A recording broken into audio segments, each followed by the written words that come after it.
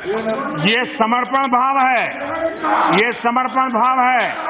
अहंकार का परिणाम है 400 से 40 हो गए। अहंकार का परिणाम है 400 से 40 हो गए और सेवा भाव का परिणाम है कि 2 से यहां आकर के बैठ गए, 2 से निकल करके आके बैठ गए। आप कहां से कहां पहुंच गए। अरे मिलावटी दुनिया में जीना पड़ रहा है।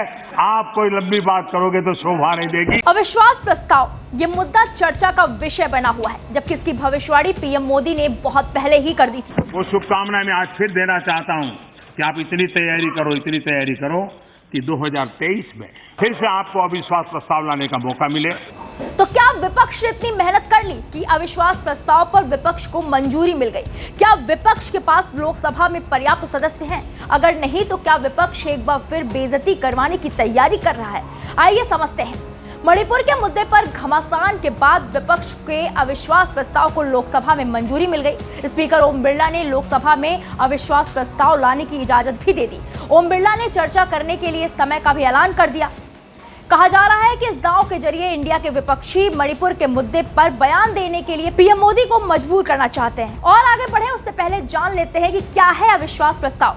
अविश्वास प्रस्ताव एक संसदीय प्रक्रिया है जिसके तहत विपक्ष सरकार को चुनौती दे सकता है। अगर प्रस्ताव पास हो जाता है तो सरकार को इस्तीफा देना पड़ता है। हालांकि ये प्रक्रिया इतनी सरल नहीं है। सरकार के खिलाफ खड़े होने वाले दलों को पहले नोटिस दाखिल करने समेत कई चरणों से गुजरना पड़ता है। अब सवाल उठता है कि नियम क्या कहता है। तो बता दें कि लोकसभा का कोई भी सदस्य अविश्वास प्रस्ताव ला सकता है। इस प्रस्ताव को सदन के 50 सदस्यों का समर्थन मिलना बेहद जरूरी है। अगर प्रस्ताव को सदन में स्वीकार कर लिया जाता है तो चर्चा के लिए दिन तय किया जाता है। इतना ही नहीं, सरकार को बहुमत साबित करने के लिए भी कहा जा सकता है। अगर सरकार ऐसा करने में सफल नहीं हो पाती है तो इस्तीफे का दौर शुरू होता है। उसके बाद सवाल यह है कि नोटिस के बाद की प्रक्रिया क्या है। लोकसभा स्पीकर तय करेंगे कि नोटिस के बाद इस पर चर्चा की जानी है या नहीं। स्वीकार होने के बाद स्पीकर चर्चा के दिन और समय तय करते हैं। लोकसभा में प्रस्ताव पर चर्चा होती है और सरकार को इसका जवाब भी देना होता है। वोटिंग कैसे होती है इसके बारे में बात करें तो चर्चा के बाद लोकसभा में अविश्वास प्रस्ताव पर वोटिंग की जाती है। अगर सदन के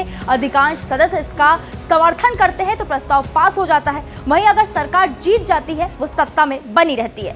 लोकसभा में ताजा आंकड़ों की बात करें तो लोकसभा में बहुमत का आंकड़ा 272 का है, जबकि एनडीए सरकार के पास 330 से ज्यादा सदस्य हैं। इतना ही नहीं, 300 से ज्यादा सांसद तो अकेली भारतीय जनता पार्टी के पास ही है। इंडिया में शामिल दलों के सांसदों की संख्या 144 है। इनके अलावा तेलंगाना में सत्तारूढ़ भारत राष्ट्र समिति, आंध्र प्रदेश की वाईएसआर, कांग्रेस और ओडिशा के बीच जनता दल के पास मिलाकर संख्या 70 है। अब सवाल ये उठता है कि विपक्ष कैसे इस प्रस्ताव को जीत सकता है। आंकड़ों के मुताबिक बताया जा रहा है कि अविश्वास प्रस्ताव में विपक्ष टाइट फिक्स हो जाएगा। देश की आजादी से अब तक कुल 27 दफा इसे पेश किया गया है। 1963 में पहली बार तत्कालीन पीएम जवाहरलाल नेहरू के खिलाफ इसे पेश किया गया था। पूर्व पीएम इंदिरा गांधी ने सर्वाधिक 15 बार अविश्वास प्रस्ताव का सामना किया था। वहीं लाल बहादुर शास्त्री और पीवी नरसिम्हा राव की सरकार ने 3 बार सामना किया था। अटल बिहारी वाजपेयी की सरकार ने 1999 में 1 दफा सामना किया और सरकार एक वोट से गिर गई। चलिए आगे की कहानी क्या होती है अब आगे देखेंगे। फिलहाल इस खबर पर आपकी क्या राय है हमें कमेंट बॉक्स में जाकर जरूर बताएं।